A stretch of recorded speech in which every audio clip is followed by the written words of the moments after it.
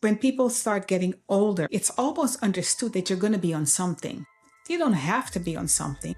But the idea is, well, it's part of aging. And that something could be supplements, because I have clients who have so many supplements, I had to take them off of all the supplements and say, you're killing yourself with the supplements. You're confusing your body. I'm Ludmilla Wikkeling Scott, and I'm a doctor in public health. I began to study plant-based nutrition and looking at what we learned at home in the Caribbean, looking at herbs, looking at bitter teas, looking at soursop, looking at hibiscus and ginger and all the things that they used to do. Things like cod liver oil, taking a tablespoon of cod liver oil, but I never got sick, right? If you are working in partnership with your doctor, then you have a role in your healthcare.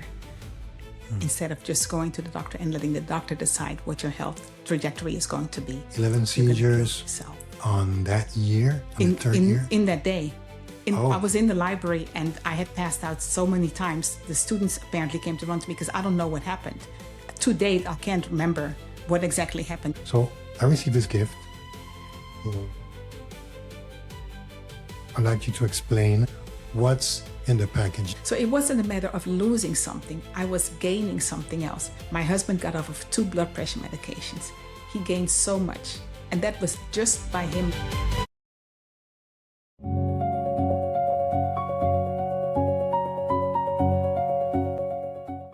Welcome back to the Dr. D Exchange. And today I have something special for all of us. We've been going back and forth since the first time we met, and there were so many things in common. Yes. And as we were talking, we said, you know what? People need to hear this. I think what you have to say, people need to hear. We have some beliefs that if you move from Egypt to Canaan, everything is fine. Yes. You're in Canaan now. You can do whatever you were doing in Egypt, still doing in Canaan. Right. It's different. If you are going to move, if you want to improve your life, you have to take responsibility. There are changes that you have to do. And have with me, Ludmilla Scott, Thank you. which I'm going to ask, please, to introduce yourself and tell me something that you think people listening would like to know. Thank you for having me, and it's very special to be here with you in Panama. Yes. So thank you so much. And for initially just taking my call, because when I saw the Smart Clinic, I was like, oh my gosh, we have to talk to each other. We have so much to share. And it's, like you said, there's so much in common. So, of course, I'm Ludmilla Wikkeling Scott, and I'm a doctor in public health. And my passion is to create healthier communities. I truly believe that with the amount of chronic disease that we see nowadays in the world, not just in one place, but in the world, there's so much that we can do by being the captain of our own ship, and to work with the medical system in partnership rather than allowing the medical system and the pharmaceutical system to just prescribe things that are actually going to kill us before they heal us. So my passion is really in not just creating healthier communities, but also to impress upon people that they can heal themselves in a lot of cases. And the reason I say that, I don't say that lightly, but I say that because if you are working in partnership with your doctor, then you have a role in your healthcare. Instead of just going to the doctor and letting the doctor decide what your health trajectory is going to be. And that's what I want to do. Okay, show people how to do that. Yes, and a lot of people, what we know about health care, the concept is my part is going to the doctor, and that's it. He's going to tell me what to do, what to eat, how to act, and I'm okay. I just have to take what he gives me. It's more of a, your body, I know medicine, let's work together. Instead of, I'm the doctor, you're the patient, do this, and that's it. Absolutely.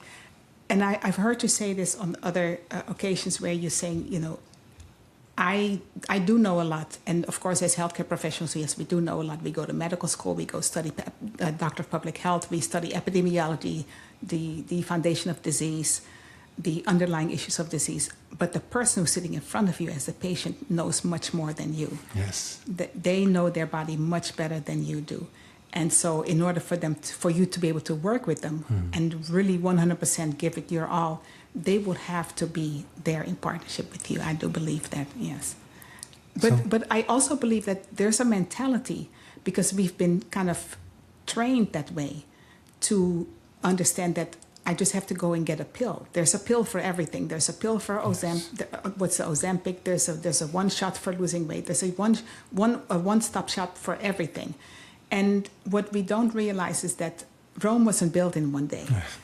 And everything comes with some consequences. So rather than just taking a fast trajectory and not having to do anything for it, I believe that when you're building something, including your health, you'll be much more appreciative and you'll treasure it more. But a one pill thing has never been my solution. Absolutely. And before, this is a new thing. Yeah. We are a society that wants everything fast. It Yes. started with fast food, Yeah. fast movies with the streaming services. Yeah. Like, I don't want to go out. I order things. Right. Like, everything is with a click of a finger. So Click on the button, there's your Uber, and there you yes. go. So now, same thing with health. Yeah. I want to Yes. lose weight. I don't want to do the work. No, We might no. have to go to the gym.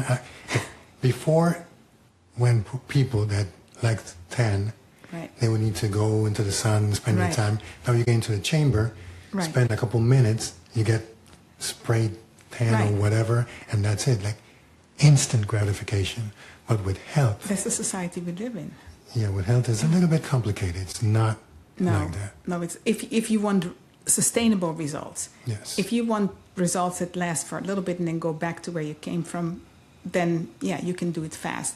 But I do believe that there's a way to impress upon people that taking charge of your own body, being the captain of your own ship, is much more gratifying than letting somebody else do it for you or letting a pill do it for you. Wow. I believe that. And doctor, you always wanted to be a doctor? That was your passion? Yes, I did. So I always wanted to be a doctor. I wanted to be a pediatrician, actually. And in my last year in college, I began to have seizures, and they would only be there on my cycle. So once a month, I would pass out for no reason. And they actually never realized what was going on. And I kept saying to the doctor, I think this is hormonal. And they said, oh, you're such a medical student. While I was in medical school, the same thing, until I passed out in the third year in medical school at George Washington University, and I'd had 11 seizures. And the dean had to say, 11 you're going to seizures kill yourself. on that year, on the third year? In that day. I was in the library, and I had passed out so many times. The students apparently came to run to me because I don't know what happened. To date, I can't remember what exactly happened, but I was told afterwards that I had had 11 seizures.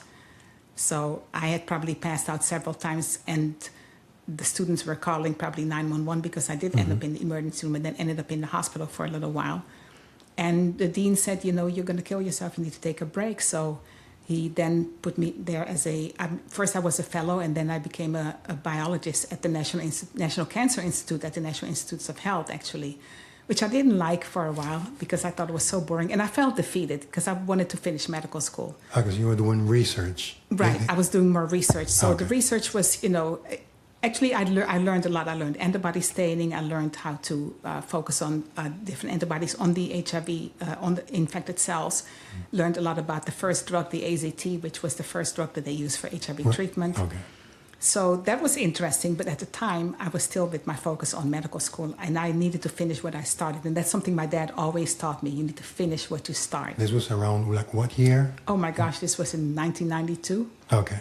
So then, but after I got to NIH and I realized that HIV was not just what at that time was kind of hyped in the media about a homosexual disease. It was the homosexuals, the hemophiliacs, the Haitians, and the heroin addicts. Yeah, drug addicts. So I realized that at that point, although I couldn't put the picture together, but there was a public health aspect to it. So it wasn't just about treating one patient, one thing at a time. It was more looking at populations. So I became more interested in studying population health, and so I went and got a doctorate in public health instead. And I'm actually happy that I did that because that's where I started to realize the importance of prevention. And even though I didn't go into the field of HIV, I then went into behavioral health. And in behavioral health, also looking at behaviors in how we eat, how we treat our body, the things that lead us, especially as African Americans, as Caribbeans, as people of color around the world, to be the number one in so many of the different things, such as blood pressure, diabetes, obesity, heart disease, you name it, breast cancer, prostate cancer. So I remember one time we were sitting in class and we were studying the biological basis of disease. Yes. And I was at Morgan State University in HBCU, of course, proud to be an HBCU grad. And Dr. Gibbons was our professor, and he kept telling us about all these different case studies. And we were literally memorizing case study after case study after case study. And every case study was an African American. Until one day we had this case study, and we were like, yes, thank you, Jesus. And he was like, what's wrong with you all? And we were like, finally, we're not number one. This was a case study on Tay-Sachs disease, which is more in the Jewish population. So we were so happy because all we were studying was very depressing. Yes. Because we looked at the numbers and we're like, Dr. Gibbons, it can be true that we are number one in everything. But the issue there was still that now we know the numbers, but there are people behind those numbers. So what do we do now that we know the numbers? And that's when we would go out in the community for doing different internships and doing fellowships. You could see in different areas that chronic disease such as heart disease, diabetes, high blood pressure, prostate cancer, breast cancer, we're number one. And even with breast cancer, for instance, we don't necessarily have the most breast cancer, but when we get it, we die quicker. Same with prostate cancer. So that's when I said, well, there is more to this. But it wasn't until my father passed away. My father was on two cholesterol medication. He was not obese, but he had high cholesterol, because there's a misconception that you have to be heavy to have high cholesterol, but you don't. Yes. He used to walk 5 miles a day. And at that time, my husband and I were living in Abu Dhabi. We were living there for 7 years. And my sister called and said my dad was getting sick. So when I came back to take care of my dad, I took care of him for 7 months. And he passed away of respiratory failure, because some of these drugs, statin drugs, they weaken your muscles. So your diaphragm is a muscle too. You can't breathe. That's it. And that's really what got me into the nutrition part of health, because health, medicine and nutrition are not separate, even though we treat them as separate professions. But I said their underlying issue is that there's something going on with what we put in our mouth. And I'm just giving you the short version of this whole story. But I began to study plant-based nutrition and looking at what we learned at home in the Caribbean, looking at herbs, looking at bitter teas, looking at soursop, looking at hibiscus and ginger and all the things that they used to do, things like cod liver oil. Taking a tablespoon of cod liver oil, but I never got sick, right? So that's how I got to this point. So then, being a doctor at that time, when it was all about chemicals, medications, it's always been like that. But that was like the backbones. What was that? Then the 2000s, around that time? Yes. Plant-based medicine. There was any conflict within colleagues with your beliefs, with what you have learned? So the plant-based part actually the plant-based part came later, where I actually started verbalizing what I suspected in terms of our food. But the first thing I did was at home, looking at what we ate at home, right? I was never a big meat eater, but we did eat meat. But I noticed that in comparison to when I was younger, we would go to the market to get fresh food. And if we look at packaged food, the only things that were packaged were maybe flour and sugar. Yes. But you can go to the butcher for fresh meat, you go to the fish market for fresh fish, and you go to the produce market, farmer's market for fresh produce. So we really didn't eat a lot of processed food, right? We did have salted and cured meats, but processed food was not such a big part of our diet. Whereas nowadays, if you look at even just going to the supermarket, 80% of the supermarket is processed because it's packaged. So there, even if a person wants to be healthy, if they don't understand the concept of processed foods, they themselves don't know. So it's almost like you have to start studying some nutrition in elementary school to understand how you can change you can live a good lifestyle and live a healthier lifestyle. But if we don't learn those things, we grab things off the shelf, we don't learn how to read nutrition labels. So for people who really want to be healthier, we have to figure out a way to, again, create a healthier community by educating them on their behaviors, their lifestyle, but also on what food actually means nowadays. So we can't just eat for pleasure. We have to know what to put in our body. And I think that's important, Very important, because we think that just eating non-ultra-processed food, that is health. without noticing that when you eat certain things, you can eat healthy, Yes. but when are you eating it? Yes. At what time of the day? And Oh, absolutely. what are you doing besides eating healthy? Because if I just eat healthy, I'm good. Right. And I've had clients who eat healthy, but they still can't lose weight because, to your point, they eat all times of the day. And I remember, I don't know who had made that claim, but somebody made the claim to me as a medical student that your biggest meal, your most important meal of the day is your breakfast. That's far from true. You should have your biggest meal in the middle of the day, because when you're eating breakfast, you're breaking your fast. So we learn to break our fast with eggs, bacon, cheese, ham, bread, all these things that have very little fiber. And if they have fiber, there's breads have sugars in them. So we start our day off with something that actually doesn't help our gut. But if we start our day off with just quietly, softly waking up our gut by having, some fruits, a smoothie, something less innocent but very impactful, we can do so much more. And how you start is how you finish. So if you start off making your body acidic by putting all these acid-forming foods, all these inflammatory foods in your body, that's how you're going to end up. But if you start off creating in your body some anti-inflammatory environment by eating fresh fruits, that makes a whole lot of difference. Absolutely. And then at lunch, you eat a bigger meal.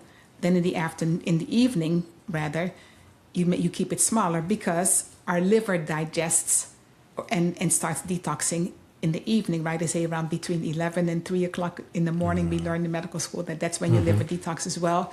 If you're going to bed with a full stomach, your body is so busy digesting, you don't give your liver a chance to do its work. But those are things that we learn in medical school, but Yes.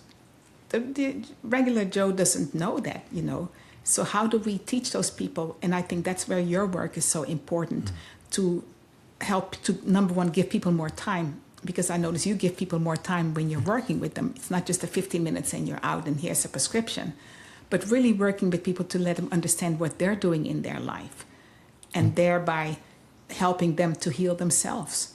And that's very, very important, because even us as doctors, even though we know it and we have heard from it in med school, once in practice and once you're in the system, like you say, you have 15 minutes. Yeah. And those 15 minutes, you're not going to explain No. what about nutrition and all that. You have 15 minutes to see the patient, review his meds that he's already taking, and see what else we can give him to help him get healthier, doing or medicine, because we're not paying attention to prevention. Prevention medicine is, we're going to, yes, you have high blood pressure, so let's give you a statin just because to prevent complications with your plaque. So even though you don't have cholesterol yet, let's add some statin to prevent certain diseases.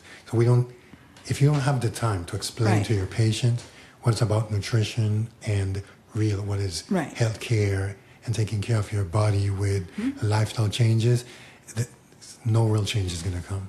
Well, and the thing is that, so when people start getting older, right?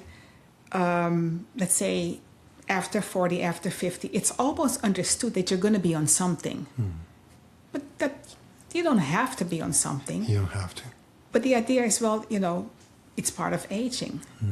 And I hear that so often that, it comes with age. Yes. That's another misperception, that we have to stop thinking that as we age, we have to be on something. And that something could be supplements, because I have clients who have so many supplements, I had to take them off of all the supplements and say, you're killing yourself with the supplements. You're confusing your body. If you live a healthier lifestyle, then it's not so much about getting sick, but it's how well you can bounce back. Because even that industry is also a billion-dollar industry that's actually really very, very misunderstood. Your supplement could be a cup of tea. Your supplement could be some nuts, some almonds, some matter of fact, some walnuts, or a half avocado. And this is a good point, because a lot of people say that, well, I'm not like taking a lot of medications. Right. I just have my supplements. I have vitamin Yes. for everything. Yes. I mean, like so many minerals, vitamin things that if you really test it and see, like, you don't need half of those. Yes. Your body can produce most of them, and what you're eating, if you're There you eating go. properly, there you get all the nutrients that you need. I remember when I was working on Capitol Hill that we were talking about Dr. Sebi. And people would talk about, they were just so amazed by all that he knew. But the things that he had to undergo just for people to make himself believable. But he did what he did, bless his heart, and may God rest his soul. But if a lot of us go back to the old days, most of us can remember something that grandma did. Mm-hmm. I remember chewing garlic was the nastiest thing, but we had to do it. A tablespoon of cod liver oil. Oh my You God. did it, right? Yes. You drink tea. And I remember, before I came to the United States, I don't remember my mother buying mangoes because they grew on every tree. So there were things that your aunts, your uncles, everybody would call each other. They would come with a bag of some fruits because they have them in the garden.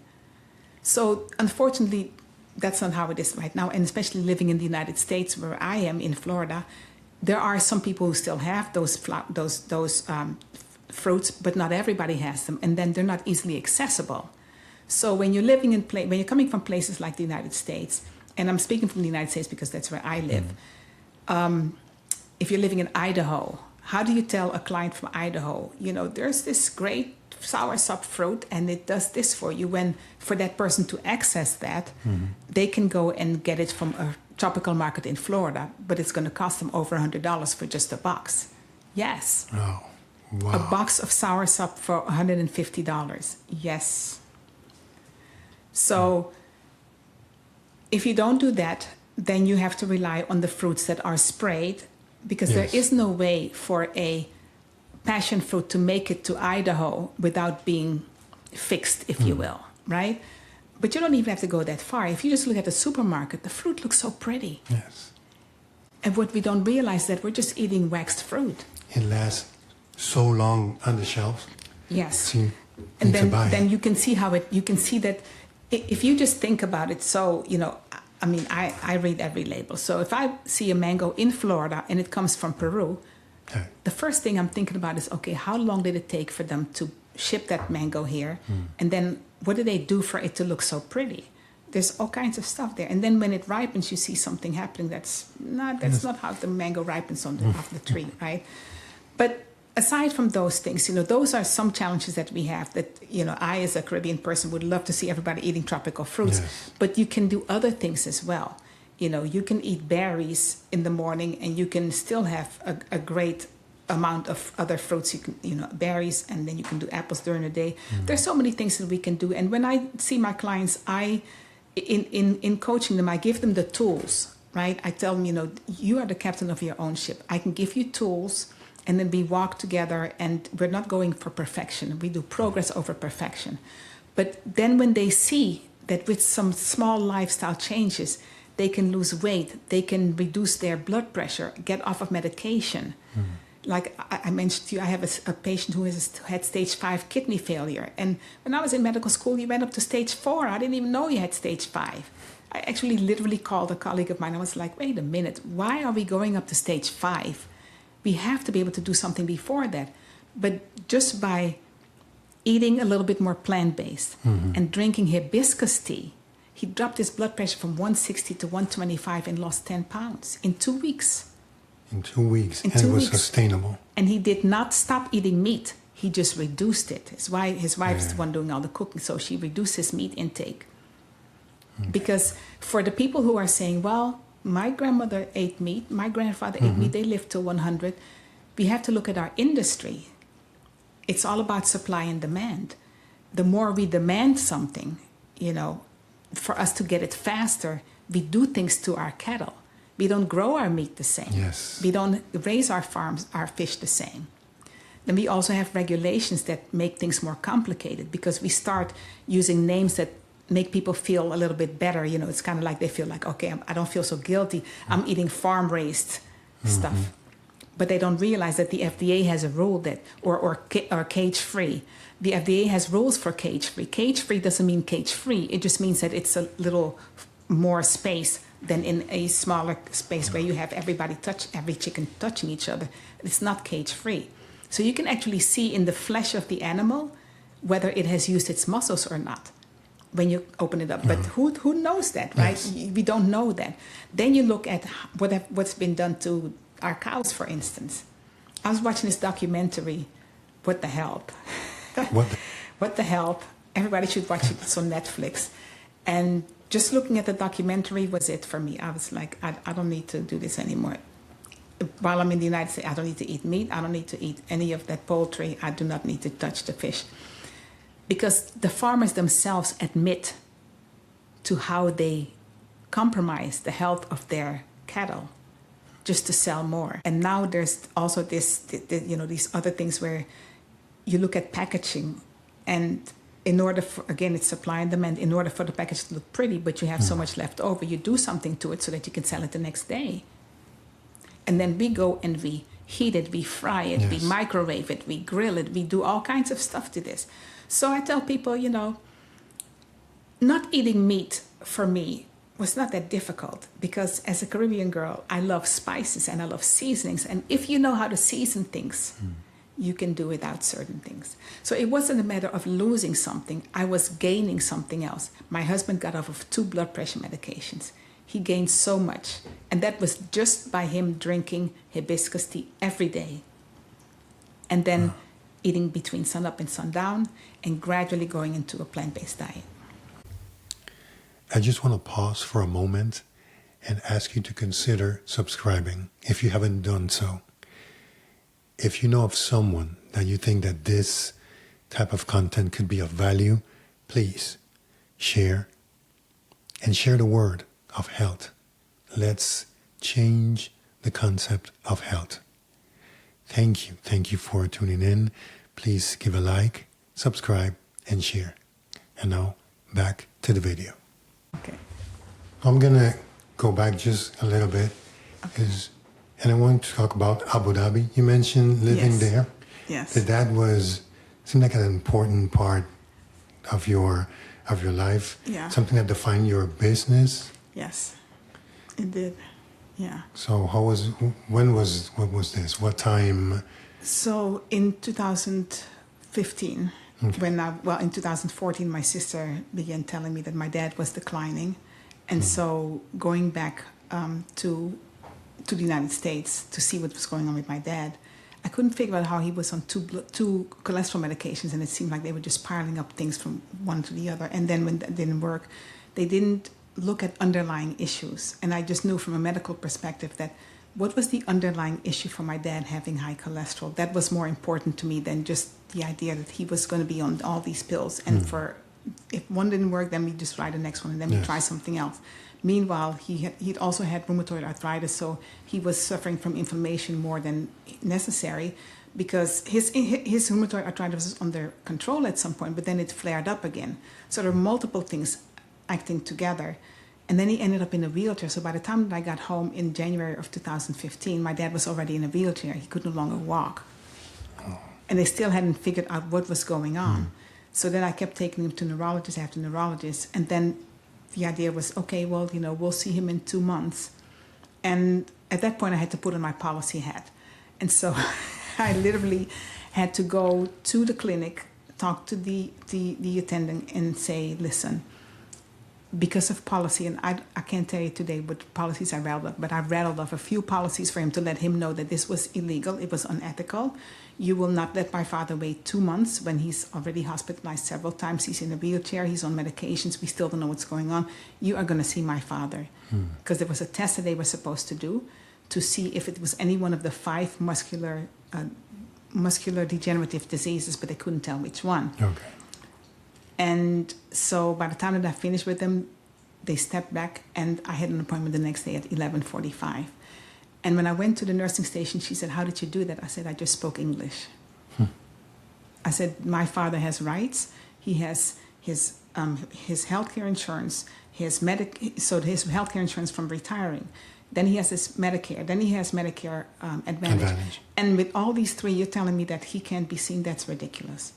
So that in itself, that's made me snap, literally. That just emotionally, just making me so angry at the healthcare system.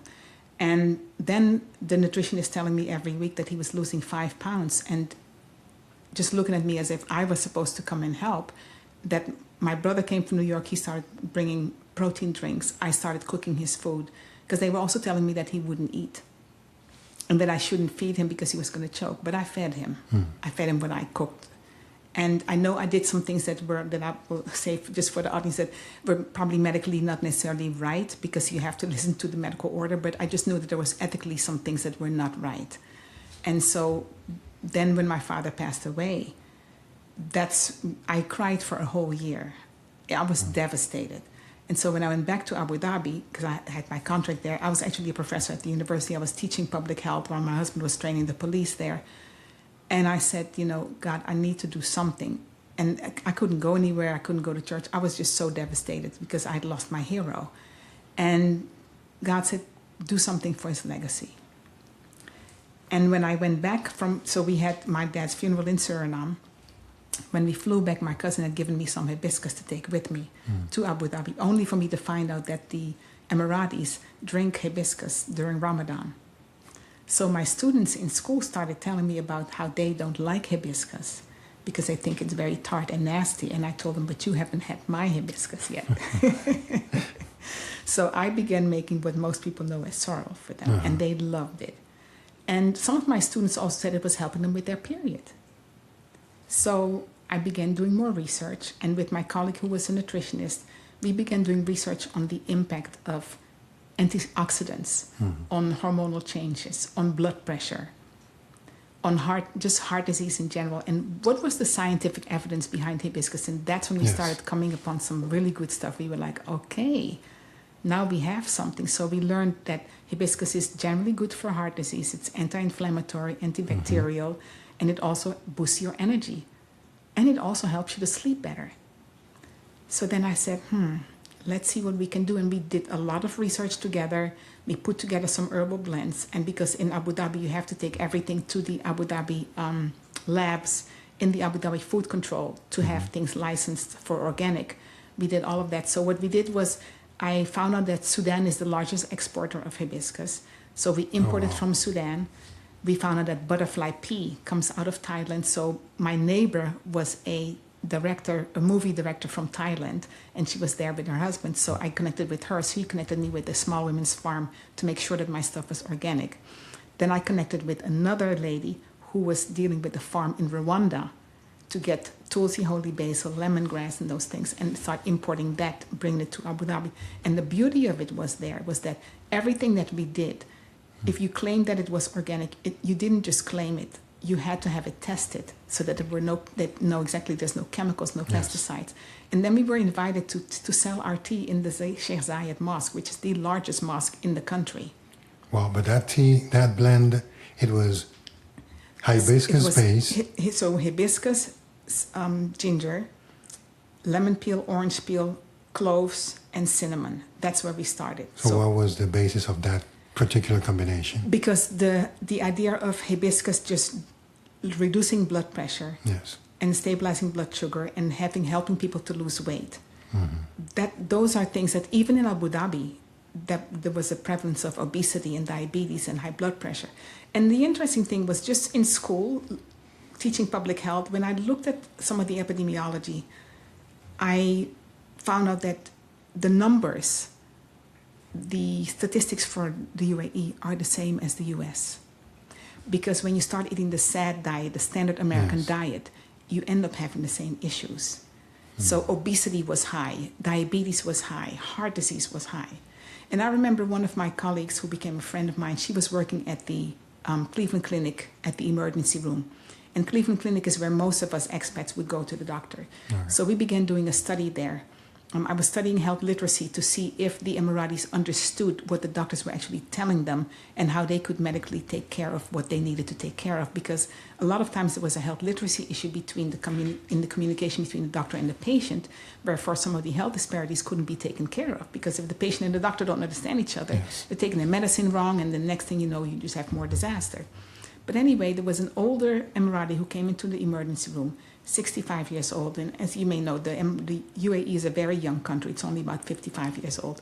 She was so angry, and my girlfriend asked her, "Why are you so angry?" And she said, "I have heart disease." She said, "But I know it's all because of modernization." She said, "Because before this, I had to walk with a camel. Now I just go to the refrigerator." She said, "I don't walk anymore." So she understood, and the woman had no education. But she was smart. She understood what was going on with her. She knew that because she didn't do what she needed to do, the only thing she could do was to go to Cleveland Clinic and get medication for it. Okay. And so I said, you know what? That's important. People have to understand what their role is in their lifestyle. Yes. This lady understood. She may not have known what to do about it, but she understood. And then, of course, there were some cultural issues about, not being able to go and do her own thing. But that really, it encouraged me to work with my students. We did a study on health literacy. We studied 1,778 patients to do that research study, just a quantitative study to figure out if people really understand their own health care. Yes. And we found out that most people don't. Most people really think that they have to go to the doctor and let the doctor do what they need to do. So that was a good beginning for me to say, hey, we're on to something else, and we need to focus more on lifestyle than treatment, so that people understand you are the captain of your own ship. And then COVID hit, so we came back home. And once we came back home, I decided to change the tea company to a health coaching company, because I felt like there was more for me to do to engage people. And even though I was engaging a lot of people on doing sessions about gut health and kidney disease and liver disease, and we specialized focusing on rinsing the kidneys and the liver to be able to function better by just drinking these herbs, but we knew there was more. So I became licensed in plant-based nutrition, and that's when I took off with the health coaching, and it's really been successful for me. I really enjoy it. So right now you're doing the health coaching. Yes. And the tea. So what we decided to do was, instead of having multiple teas, we focus on three things. We focus on heart disease, kidney, and liver issues. Okay. And so, but in general, the basis of our company is hibiscus, because hibiscus is such a powerful antioxidant. It has hundreds more antioxidants than green tea, even though green tea is very good. But we felt also that would be like an honor to my dad, because since hibiscus is what we drink at home and ginger is what we drink at home, I wanted to do something that would also have a cultural significance for me, so that I could honor my dad in this way. And so with that, I decided that, instead of crying every day about my dad, this would really give me a chance to say, okay, his legacy lives on. And I'm helping other people. I couldn't save him, but I can help some people to save themselves. And then do it in, progress over perfection. We're not asking anybody to have a perfect diet. But the one thing that I encourage clients to do is to think about this. If you live a healthier lifestyle, then it's not so much about getting sick, but it's how well you can bounce back. For instance, people have had COVID, right? But a lot of times we've seen in reports that the people that died the fastest were the people who had the most health disparities, right? Yes. They had other health issues. So you can get a cold, but you can bounce back quicker if your immune system is stronger. And your immune system gets stronger based on how you feed yourself, because it's all in our food. And I see there you have prayers changes things. And we all say, well, let's pray about it. But then I tell people, go back to Genesis 1:29. God says, I will give you every seed bearing fruit of the earth, and it'll be for your food. So at the beginning of time, he commanded us. And then somebody else will say, well, but we can go back to Leviticus, and he says, we can eat these meats and stuff. So yeah, we can. I don't want to go into that discussion. That's another whole podcast. But the point is that even for people, for believers, if we think about it, fruit is not foreign. Vegetables are not foreign. I've met people who say, I don't want to eat vegetables. I don't want to eat fruits. Or I'm not a fruit eater. I'm not a vegetable eater. And I say, well, this is what we were meant to eat. Your Absolutely. body was meant to eat it. It was meant for your food. It was meant for your health. So it's not a bad thing to change your lifestyle a little bit to incorporate more of that and to create balance on your plate. So I meet people where they are. You don't have to be 100% plant-based because the choice is yours. You have to know why you're doing it. Yes. Education as a foundation. Absolutely. But understanding why is going to make you do it or not. Understanding why is going to make you stick to it or not. So people ask me, well, why did you do it? Well, I decided to do that because, number one, I saw my hero pass away. My dad passed away at 77. That was young in my eyes. Yes. Then I saw my husband on 2 blood pressure medications with me, which made him sicker. Didn't really help him that much. So it might have controlled something a little bit, but then it made something else bad. And I'd heard already of people having kidney issues later on. And I know that some of these medications, even scientifically proven, to impact other parts of your body. It doesn't just go in one way and not do anything else to something else. So you have to understand that medicine impacts the whole body. And then I said, I have one daughter, and I don't want her to be without her parents. So it was worth it for me to make those lifestyle changes so that my husband and I could live a healthier life, but that we would also have a healthier life for our daughter. Because how many people watch their parents or their husband or their wife, just dwindle away in the ICU? It's just traumatic to see your loved one go that way. And even that, mentally, to know that we all have to go one day. But how we go doesn't have to be so traumatic. You know what I mean? Yes. And so that's what, when I share with people, that's my why. It's very simple. And it was really enough. It didn't have to be more traumatic than losing my dad and watching, and then knowing that I'd had a history of seizures that is now under control, but I still have to take Lantan. And not talking about a sacrifice, moving into a plant-based diet or being healthy. It's an investment in your health. Yes. Because you know what you want in life. You have something to live for. Have people that you want to see through and thrive. So it's a no-brainer. Yes. Once you know what you're doing. Like you said, once you understand the role that you play, it's simple. Absolutely. When you have a purpose, when you know what you're doing, something for, like, why am I doing this? It becomes a no-brainer. This is my choice because of this. Right. Well, oftentimes I had one client who said to me before she became a client, she said, well, where are we going to start? And I said, well, we're going to start really simple so we have our health coaching, but we also do detox programs. So our detox program is really to kind of reset your gut. Okay. And it's a 28-day program, and you're eating raw food. And we hold your hand, we give you recipes, we give you grocery lists. And if you're local, we even take you to the grocery store and we help you to read labels. And we do this virtually or, in person. But for 28 days, we ask you to make that sacrifice to just heal your body and reset. And once you reset, your taste buds are going to change. You are no longer going to want to go back to where you were, right? And that happens because the food is so powerful. And if you eat, I'm not saying don't cook any of your food, but you can steam your vegetables instead of frying and all this stuff and putting all this oil in them. And depending on how severe the issue is, you may want to make all the changes, you may not want to make all the changes. But meeting people where they are, if you have a stage 5 kidney failure, then there are some drastic changes that have to be made. But it's not just about eating differently, it's also knowing what to eat. Because oftentimes we think of, well, where am I going to get my protein from? So I ask people, what do cows eat? They eat grass. I Look at them. And look at gorillas. Some of the biggest animals in the world, right? They eat plants. And I'm not suggesting that everybody needs to do that, but it's not so strange to eat plants. It's really not so strange. It's not that difficult. Because again, I tell people, if I took you to the slaughterhouse, you would run. You would not want to see what happens in the slaughterhouse. But the reason that you're able to do it is because it's now pretty packaged. Yes. It's cleaned up for you and it's seasoned well.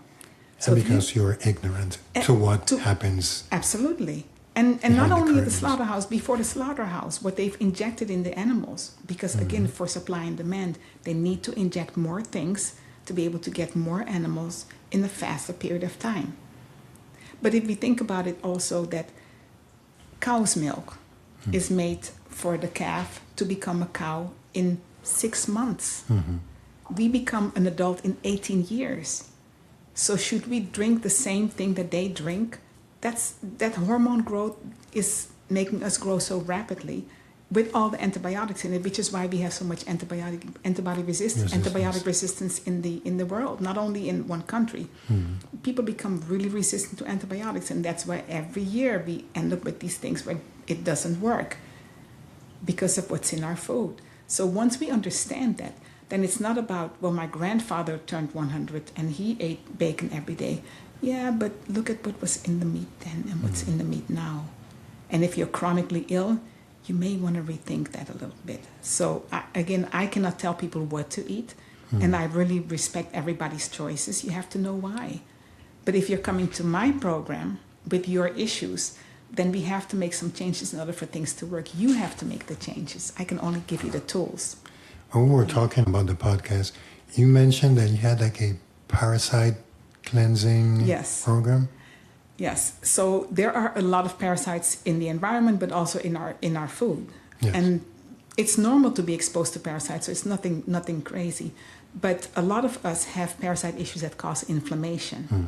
And what we've seen is that sometimes we can bring down inflammation just by doing a parasite cleanse. And the parasite cleanse, what we do is, it's actually another tradition. It's bitter teas, right? And something like cloves. Cloves are very good for parasite cleansing. So if somebody understood that and they drink a cup of clove tea, that could help them with some inflammation, because some of these parasites really are the core of the underlying issue of what's going on. And that's the thing with what I love about your program is that you don't just look at, what pills can be used, but what are the underlying issues and what lifestyle changes can we make. Sometimes that's really where we can start as simple as a cup of some tea in the morning. I have people who have it and it just relieves constipation. Oh. Just from that, people who haven't been regular for a long time. And that in itself, constipation can cause so much inflammation, as you know. Why keeping toxins in your body is normal? It's not normal. No. It's not normal. And being regular, what does that mean for a person? Some people think, 3 times a week. No. Just like babies, after they eat, they get everything out. We should do the same thing. Maybe not as regular as the babies, but you know what I'm saying. Yes. And the more that we have inflammation, the harder it becomes to heal other things. And I think that's where we need to start with just looking at what causes inflammation in our body. And if you look at what causes inflammation in your body, you will be able to start taking some of these things out and replacing them. So you're not losing anything by changing your lifestyle. You're adding some things that are more valuable to your lifestyle and getting rid of some of the things that cause these issues, such as arthritis, all these joint pains that people think are a thing of age. Yes. Right? Not just old age. That comes with the territory. Yes. Yeah. And high blood pressure, Look at how much cortisol we produce just from stress. And the foods that we eat, the toxins in our body. So those things, I've seen women who regulate their hormonal cycle by drinking some tea that help them to flush their kidneys, to stop producing all that cortisol in their adrenal gland, say to your brain, stop doing all of that. And the sad thing is that the medications that we use to fight inflammation raises the cortisol, which raises inflammation. Yes. So it's on this cycle. Yes. Yes. Incredible. So I received this gift, and I'd like you to explain. Is it colorful? It looks nice. What's in the package? This is part of your. This is part of our program. So this particular blend is hibiscus, butterfly pea, calendula, and mint. So calendula is really good for your skin and it helps you to sleep. Mint is just an added for your refresher in this blend, but it's more so about the hibiscus and the butterfly pea. So hibiscus has a ton of antioxidants. Butterfly pea is actually a blue flower. So hibiscus is red, of course. It has hundreds of antioxidants in it, more so than green tea, but so do the butterfly pea flowers. So that's a very majestic blue flower. And it's mostly cultivated in Thailand, even though if you look at the history, it actually came from the Caribbean area. And then during the spice trade, it was cultivated in Southeast Asia. Butterfly pea is used for cancer treatment. It is used for detoxing the liver. It's a potent antioxidant. Yes, it has anthocyanins, and it's from the same family as blueberries. The same thing that makes blueberries blue is what makes the butterfly pea flowers blue. And the fun part about it is when you have butterfly pea tea, if you add lemon to it, it turns purple, and it's all natural. So we use this for people who have liver issues, and they drink 1 cup a day. It also helps you to sleep better, which kind of makes sense because this is a tea that helps you to protect you. It protects against liver toxicity. So if you're detoxing your liver, automatically you sleep better because you are now getting rid of the toxins in your body, so you're not as inflamed, and so your body can rest more, and you're also impacting heart disease, your heart health by that. So this would have detoxing capabilities, anti-inflammatory, antioxidants. Yes. Like for sleep disorders, you got it. And you know, for children, this is a fun tea because you can make popsicles with it. Really? I've seen parents do butterfly pea tea with some watermelon or some applesauce, and you can maybe add some agave or some honey to it for sweetener because it is kind of earthy. It doesn't have a strong taste. It's earthy. It's very mellow, but a pleasant taste nonetheless. And, or the mint. And have some mint. And you can even, you know, sometimes if I take it, I'll just add some extra fresh ginger to it. Just to make fun. And you can make mocktails out of it. And in Thailand, and nowadays you see that in the US quite a bit. In bars you will see that, you know, being used for the color blue. Oh, so you can combine this blend with other elements and create different things. Yeah. Different products with the same properties. With the same properties, yes. So how do you, let it simple tea, you take a spoonful? You take a spoonful and I would say a couple of cups of water and boil it and then strain it. And after you strain it, you save the leaves and use it again the next day. So all the 3 teas that we have, they're not only powerful in antioxidants, but you can reuse them at least once. So what I do is I take half of the bag, I put it in a pitcher, and just some filtered water in there, and then we put it in the refrigerator, and just to steep it cold. It doesn't have to be hot. And then my husband and I take a cup every day, and he takes it to work. And that's how we drink it. Because for some people, they're saying to me, "Oh, Dr. Ludmilla, how am I going to remember to make a cup every day?" I say, "Well, put it in a pitcher." So visually, you'll see it in your refrigerator, and it's easier. Again, you know, with lifestyle changes, sometimes it's kind of hard to do things that you don't see. So, and you see this blue pitcher in your refrigerator, you're going to see, oh yeah, I need to take some of that. Yeah. So with your health coaching program, how can people enroll? Do you have to be in the States, in Panama? How does that work? Everything is virtual, but we do have some programs. We do have some opportunity for people to do it locally if they're in the area, because we're in Central Florida. But everything is done virtually. And so we have a 3-month program or a 6-month program, but we also have a detox program. People say, well, I don't want to go through a 3-month program. I first want to just do the detox. Then we do the detox program. So you can choose the regular detox program, or you can just choose the parasite cleanse. And I recommend for anybody to just do a parasite cleanse. Just, you know, at least try it once, because we don't do those things, but we eat everywhere. And no matter where you are, whether you're in the Middle East, whether you're in Panama, here in Central America, or whether you're in South America or in the United States, you are exposed to parasites. And also, we're not all genetically the same. So some of us are more sensitive, right? They say genetics loads the gun, lifestyle pulls the trigger, right? So depending on our lifestyle, you know, some of us may need it a little bit more than others. So for instance, in 2005, I went through a very stressful period in my life, and my skin began to discolor on the right side. And of course, that wasn't nice for me as a lady. I wanted to be vain. I am vain. So since then, I've been struggling a little bit with, you know, skin discoloration. So I use the butterfly pea as a exfoliator, because it's also used for skincare. So you can just make a cup of the tea, drink 1 cup, and take the rest of it and wash your face with it. Don't rinse it and leave it on your face. My daughter actually washes her hair with it, because you can use it to wash your hair if you have hair issues. So then you enroll, it's a website? Yes, it's hibiscusandwholefood.com, and it's all one word, hibiscusandwholefood.com. And our social media handle is also at Hibiscus and Whole Food. Our email is info@hibiscusandwholefood.com. We do free discovery calls, so somebody can just give us a call and we will call them back and we'll chat with them. I do recommend that people look at the website so they can see all our programs first, because we do have a lot of people calling us and then they don't see the program and then they spend all their time talking about the program rather instead of talking about their needs. So, and I would, in all fairness, want to have the person talk about what they need and what they're looking for.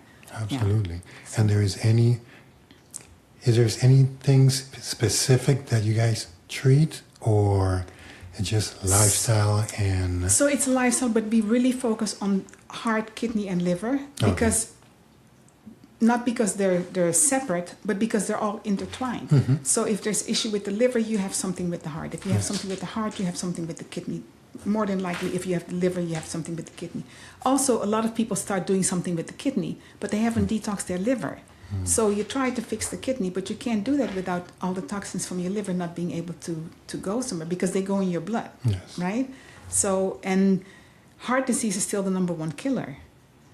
But there are underlying issues for heart disease. There are underlying issues for why we produce so much cortisol, and that's in the kidney and the adrenal gland. So if you can tell if the adrenal gland can tell the brain to stop producing so much cortisol, it has to have a message, right? And that message is in your lifestyle. So with the program, you go to one phase, then the other, or there are different programs? They're separate? You start with one? So you can start with the detox, or you can go into the 3-month coaching program. And after 3 months, you can say, well, but I want to stay in. Then we kind of graduate you through another month to month. Or you can say, I'm going right into a 6-month program. And we try to meet people where they are also financially, so that, in other words, we have payment plans. Because it is an investment in yourself, but we do understand that in these times that people have some struggles. Because unfortunately, medicine will support all kinds of specialty treatment, so that's covered to a certain extent, but they will not cover lifestyle. So unfortunately, until that time has come, there is no medical reimbursement for lifestyle right now. And hopefully we'll get to that day, but until that day comes, and this is how we have to do it. Well, there's no better investment you can do that in your health and in your life, because you could have everything. I agree. But if you don't have health, wow. Yeah. And I do want to say that for me, being in Panama, when I travel, I always look to see, what is it like living in these countries, and what would lifestyle be in terms of changing the lifestyle to a more whole food lifestyle. Because when we're talking about whole food, we're not talking about meat or not, we're talking about whole food, in other words, not processed. And in most places, you can live a whole food lifestyle, because in most places you can get fresh foods. It's just a matter of finding out where. And here in Panama, it's not that difficult to find fresh fruits and fresh foods. You just have to maybe make a little bit of an extra effort, but it didn't take that much of an effort for me. And for me, it's like being home, having all the fresh fruits available to me. You can change your lifestyle a little bit better, because whereas maybe in the United States you can barely get any tropical fruits that are fresh because they're all imported, here you have everything, right? So I think that's a blessing for people moving here, to be able to change the lifestyle and not think, well, I'm here, all the food is great, but still eat constantly cooked foods and not really balancing with fresh foods. So I think that lifestyle change can happen here as well. So of all that we discuss, there's anything that was left unsaid, something that you'd like to leave? So as a public health professional, I always look at numbers, and I look to see, and I talk to people, and I notice that people are leaving the United States quite a bit these days. But Panama cannot save you. You have to save yourself. So there are opportunities here, there are opportunities in other countries, and I myself am looking into those. But I recognize that my lifestyle is my job. I cannot rely on the system to change my lifestyle. So yes, there may be less expensive options. I could go to a fonda every day and eat inexpensive. But I have to know what my needs are. So for a person with chronic disease, I would say, take advantage of the fact that you can eat all the tropical fruit in the world, that you have access to fresh foods that are very inexpensive. and that you can balance your plate a little bit better so that you don't bring with you that same processed lifestyle that you had in the US, and then you live a better lifestyle. And then you are getting what you came here for, which is a better lifestyle. Yes. Not just a cheaper lifestyle, because it's not about it being cheap. It's not cheap, right? You still have to invest in yourself. And if you don't want to cook, then make sure that the person who's cooking for you, that that they cook fresh foods for you, not everything cooked, but some things unprocessed, because nowadays more processing is what leads to more inflammation. It's just the way it is. Wow. Yeah. Dr. Scott, thank you. Thank you. Thank you very much for being this voice, Thank you. this champion of health in a world where it's not the popular choice or the message. No, it's not. We have a lot of work to do, but this helps so much. Putting it out there, knowing that there is hope in knowledge, taking control of our healthcare, and not just the decision of coming to a place and hoping everything is going to be better just because you move, but coming to a place knowing that you're going to make the effort, the investment in your life. This is your life. This is the best part of your life. People said, like, the best time to plant a tree, like 20 years ago, the next best time is today. Is when are we starting? We have to start. And this, what you're doing is giving us that second chance. Wherever we are in life, it's not that when you're in your 20s or 30s, in the prime of your youth, or when you are sick, wherever you are, let's start now. Yeah, I agree with that, and I thank you. And I thank you for what you're doing, especially also for all the expats that are coming here and are in need of a holistic approach. We are used to a system in the United States, I can only speak for the United States, that is not focused on prevention. We're more focused on treatment. But treatment pays, but it doesn't work. Yes. There's no money in prevention, but it works. Yes. Right? And so to be able to combine that and give people hope, because they're coming here for a better lifestyle, and to be able to do that and hopefully get a message that, hey, in that better lifestyle, you also have to be the captain of your own ship. It's not as the system was before, where we're just going to pile up the medicines and hopefully get rid of some of them. And what you're doing is amazing. Amazing. Well, just keep working, and let's continue. It's not easy, but it's the best job, and we wouldn't change it for the world. Amen. And thank you. Thank you so much. Thank you so much. I appreciate it, and we will be back. Yes, we have to be back. We will be back in Panama. Thank you. Okay.